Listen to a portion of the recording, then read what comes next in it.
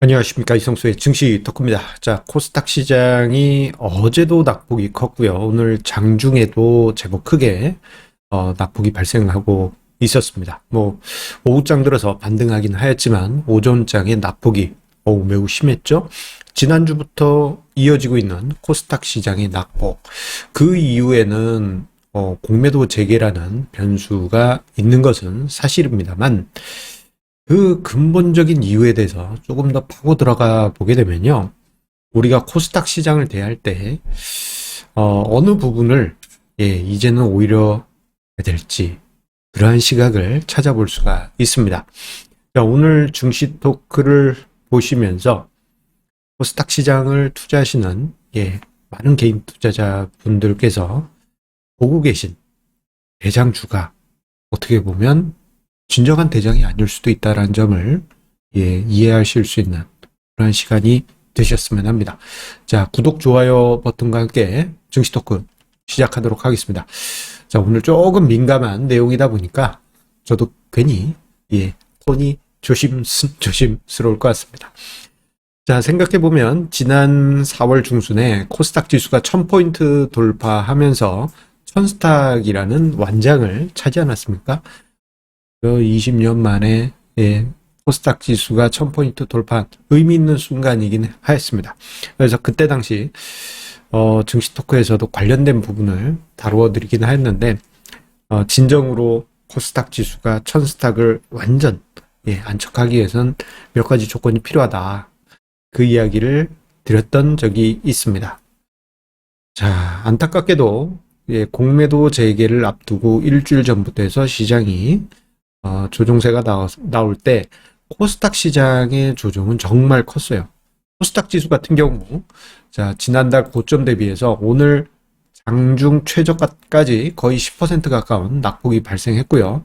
그리고 코스닥 시가총액 최상위 종목군이라고 할 수 있는 코스닥 150 지수 같은 경우에는 지난달 최고점 대비 오늘 장중 저점까지 마이너스 12%의 제법 깊은 낙폭이 발생하면서 오늘 장중에 많은 개인 투자자분들께서 힘들었던 시간이 아니었을까 싶습니다.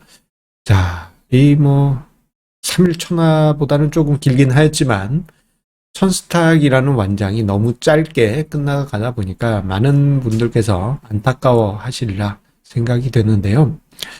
자, 이렇게 코스닥 시장이 낙폭을 만든 근본적인 이유는 어디에 있을까? 너무 단기간에 너무 빨리 빠졌잖아요. 이 이유에 대해서는 지금 표면적으로 보이는 것은 공매도 재개가 가장 큰 이유이긴 합니다. 이 공매도 재개가 실질적으로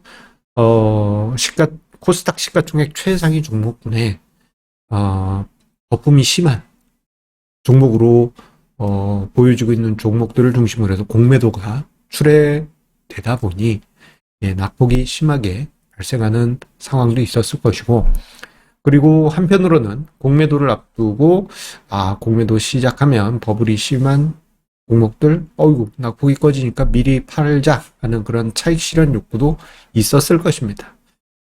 그리고 또 한편으로는 이 복합적인 이유로 해서 투자 심리 측면에서 코스닥 시장에서의 어떤 매매 심리가 위축되면서 코스닥 지수와 코스닥 시가총액 상위 종목들의 낙폭을 키웠을 거예요. 이런 복합적인 원인이 작용을 했을 텐데, 그 근본적인 이유를 따지고 보면은 가장 큰 근본적인 이유는 공통적으로 코스닥 시가총액 최상위 종목들 같은 경우 버블이 심하다라는 그런 공통점이 있습니다. 이것은 결국 밸류에이션이죠. 제가 지난달에 코스닥 지수가 1000포인트 넘어갔을 때 천스닥 지수 의미 있긴 하지만 몇 가지 좀 전제 조건이 필요하다라는 점을 설명드릴 때요, 이런 이야기도 드렸어요. 지난 20년 동안 코스닥 지수가 정말 장기적으로 1000포인트 부근을 제대로 가본 적이 없었습니다. 그런데 그 근본적인 이유는 시장 밸류에이션이 높아지질 못했어요. 신규 상장하는 종목이 워낙 버블이었고, 그리고 그 버블 종목이 확 주가 뛰었다가, 그래서 코스닥 지수가 올랐다가 그 거품이 확 꺼지면 코스닥 지수가 훅 주저앉고, 그리고 코스닥 시장에서 우량한 종목이 있다 하면은 조금 있다가 코스피로 이전하고 그러다 보니 세력이 안 됐었다. 예, 그런 모습을 자, 오랜 기간 보여주었습니다. 자, 그래서 어떤 현상이 나타났냐? 지금 화면상에 지금 도표는요. 종합주가지수 코스피 시장에서의 종합주가지수와 그리고 PBR 밴드 추이인데 보시게 되면요. 시장의 밸류에이션이 꾸준히 올라가면서 이 PBR 밴드가 꾸준히 우상향하는 이런 모습이 나타났습니다. 자, 이렇게 꾸준히 우상향하면 예, 주가지수가 하락하더라도 저 최하단에선 받쳐주겠지라는 기대감을 가져볼 수가 있습니다. 그런데 코스닥 시장에서는 예, 20년 동안 그냥 제자리 걸음을 계속 반복해 왔습니다. 2010년대 후반 잠깐 예, 밸류에이션 레벨이 올라가긴 하였지만 예, 시장 일종의 BPS 예, 주당 일종의 가상의 주당 순자산 가치 개념을 로 이해를 해주시면 되는데 그 자산 가치가 2010년대 후반엔 잠깐 올라갔지만 예, 2019년, 20년 이렇게 거치면서 또다시 제자리 걸음을 반복했어요. 그런 와중에 작년 연말 그리고 현재 코스닥 지수가 크게 상승하면서 코스닥 지수의 밴드의 최상단을 이미 뚫고 넘어가 있던 상황입니다. 요건 이제 2007년 연말 기준 PBR 레벨이 상단선이라고 할 수 있는데 그 선을 이미 넘어가 있는 것이죠. 자, 그러다 보니 고평가 논란이 코스닥 시장에서 계속 있었던 게 사실입니다. 자, 그런데요, 이 코스닥 시장의 최상위에 있는 종목들은 여러모로 고평가되었다라는 논란들이 있었고, 특히 코스닥 150 종목 중에는 이게 코스닥 시가총액 대장급이라고 할 수 있을까 싶을 정도의 좀 실망스러운 영업 실적을 보여주는 종목들, 예, 숫자로서 어떤 영업 실적을 보여주지 못하는 종목들도 무지 있습니다. 심지어 이런 경우들도 있어요. 예. 자, 적자. 예, 이런 회사들도 있습니다. 자, 그렇기 때문에 저는 이런 이야기를 드리고 싶습니다. 자, 오히려 시가총액 상위권에 있는 종목들보다는 코스닥 시장 같은 경우 수면 아래에 있는 종목들, 코스닥 시가총액 상위에서 화려한 시세를 뿜뿜했던 그런 종목들을 멀리하고 오히려 수면 아래서 제대로 시세를 분출하지 못했던 종목들이 가격 메리트가 높다. 이 가격 메리트가 있는 수면 아래에 있는 종목들은 오히려 그 중에 새로운 차기 대장주로 부상을 할 수가 있습니다. 이러한 점을 생각해 본다면 지금 코스닥 시가총액 상위 종목의 화려한 종목보다는 우리가 어떤 종목에 투자를 해야 될지 그 힌트를 찾아볼 수 있을 것입니다.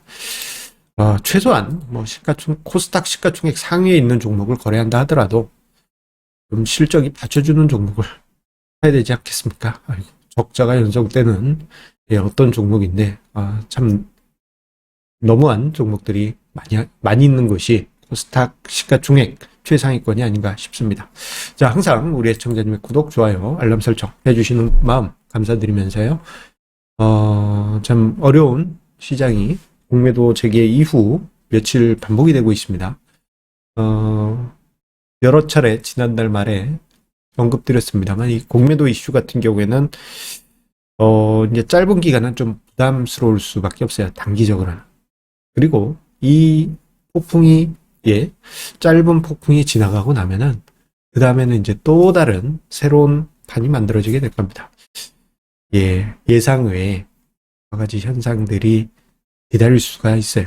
한국판 게임스탑 사태도 벌어질 수도 있는 것이고 그렇습니다. 지금은 없던 공매도가 새로 들어오기 때문에 그런 것이고 요것이 이제 어느 정도 안착되고 나면 흥미로운 그림이 있을 듯한데 이때가 되었든 아니면 그 과정이 되었든 우리가 이제 코스닥 시장을 대할 때는 시가총액 최상위 종목보다는 좀 밑에 있는 종목이 유리할 수도 있겠다라는 점을 생각하시면서 투자에 참고하시기 바라겠습니다.